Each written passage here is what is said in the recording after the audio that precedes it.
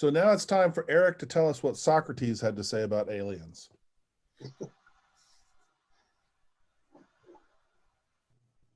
Not at all. So when teaching astrobiology, one of the challenges is that you're talking about searching for extraterrestrial life and searching for the origin of life. So basically talking about life, and life is not doesn't have a generally accepted definition. So how do you deal with that? Of course, you can some people do, just ignore it, or you can choose your own favorite definition and pretend it's the only one. I don't recommend any of these. Otherwise, you can try to explain the problems and give some examples of different suggestions and so on, and that's good. But I have found that it helps to have a little exercise before that. And the exercise I'm using is called the Socratic Dialogue. It's inspired by Socrates and his dialogues, but it's obviously a very modernized version.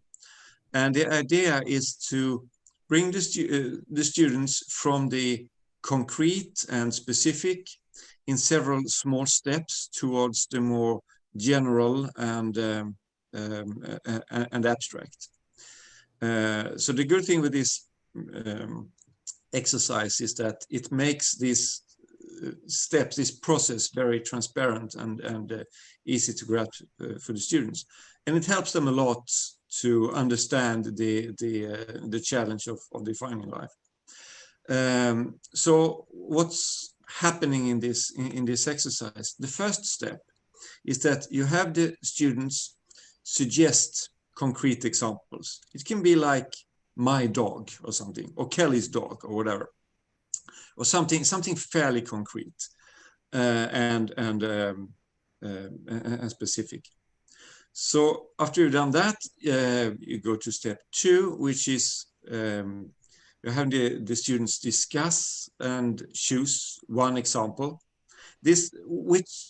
What example they choose is not so important. The important thing is that they agree on something, so all of them feel that they are in on this, right?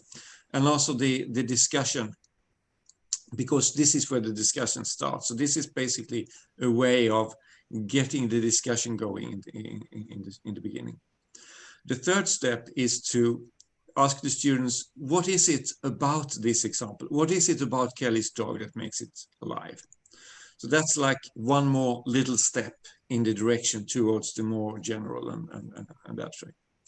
And once they have listed also suggestions for what it is that makes Kelly's dog alive, then you go to step 4, where you ask, is there any of these suggestions that you just presented that can be used when we try to define life?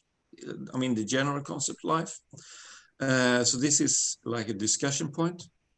And then from there you go on to step number 5, which is that you have the students start suggesting real definitions. And step 5 is then like reiterated or iterated as many times as you need or have time for. And usually you don't get to a definition that everyone agrees on, but you get to several suggested definitions where you can pinpoint like the differences in different ways of thinking and so on. And I found this to be really really useful. So yeah, maybe we take the discussion from here. Okay, so William and Sarah, did you mean to leave your hands up, or is that a holdover? I'm sorry, no, I had my hand up for the previous. So who wants to ask a question?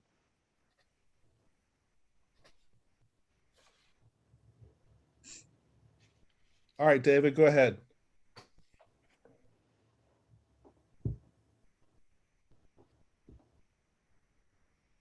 Unmuting. So how long do you spend doing this? I think in your presentation you were talking about doing this for 4 class periods of working this out.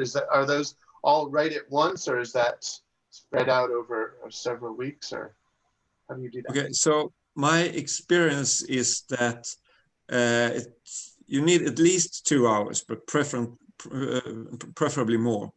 And 2 to 4 hours is okay. If you can set off more time, it's even better.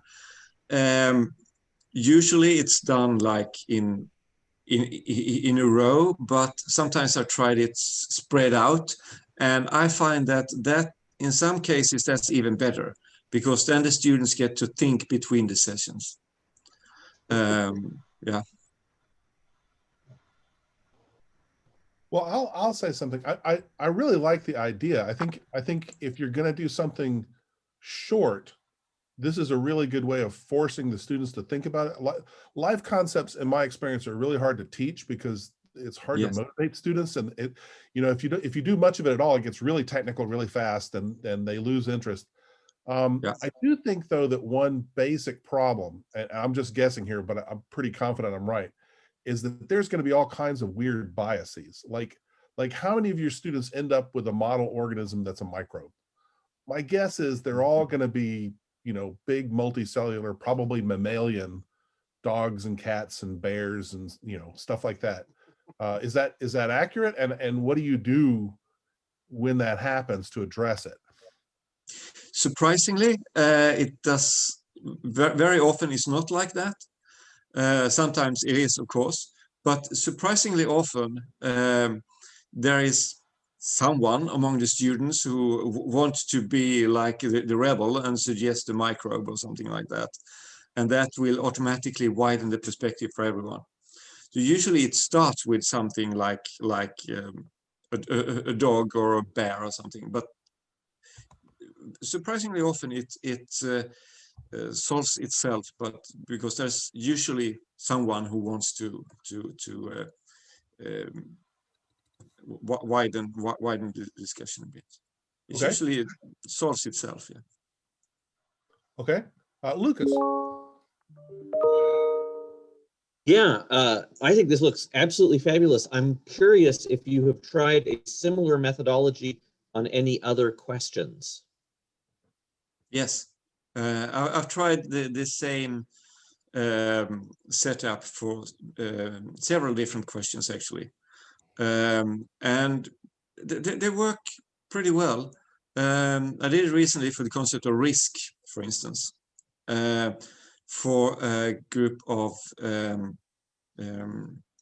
PhD students who were working on risk in their project. And it seems that this works for most concepts, actually. I have still not found any concept that it doesn't work for. I've tried it for risk, I've tried it for sustainability, for life, and morals, and yeah, it seems to work. Okay, Jason. Yeah, I'm just wondering if you have to really get involved with follow-up questions. I try to do sometimes something a little bit similar, but I find, maybe it's my students, but they're done in like 2 minutes. That's it. Then they just look at each other then. So you've planned this really nice kind of elaborate, Socratic exploration of a topic. And once the students just, give an example or give an answer, they're finished with the issue, and then they just look around and wait for the next prompt. So I'm wondering, do you have to get involved, or what is your amount of prompting, or if you just let them have at it and that's enough? I'm trying to intervene as little as possible. This experience you mentioned, this never happened in this case. I think this stepwise setup makes it more or less impossible for this to happen, because they have to take one step at a time and discuss rather thoroughly each step before they can go on. So I think that helps against this problem. Do you have them record any of the work? Do they need to kind of report out to you, or if you do it in like smaller breakout groups, or? Yeah. So if possible, I do it. So I'm there with the group, obviously, because it's fun. But sometimes, as you say, I use small breakout groups, and then they report it to me afterwards, because you can't really have two big groups when you're doing it. At one point, I was tricked into doing it with 30 students. I was promised 20, but there were 30. And that's the only time it hasn't really worked out, because not everyone got to speak, and some were just sitting there and waiting for the answer. So it didn't work out well. I would say like more than 20, probably not. Okay. Breakout groups would, yeah. Thank you.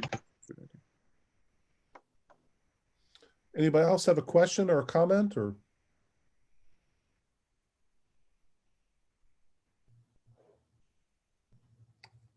David? I was wondering if you ever get students suggesting computer viruses or cellular automata as being alive. It has or if they're happened, only but sticking to. yeah, it has happened, but rarely. I would like it to happen more often because it would be fun, but it's rare that it happens. And as I said before, I'm trying not to intervene. I usually take the role of like moderator / secretary. Sometimes if I'm asked a question, then I answer, obviously, but I try to intervene as little as possible and let this have its course. It's partly for selfish reasons, because I want to like see how it goes, and it's a little bit of a research project of mine. So. Okay, anybody else?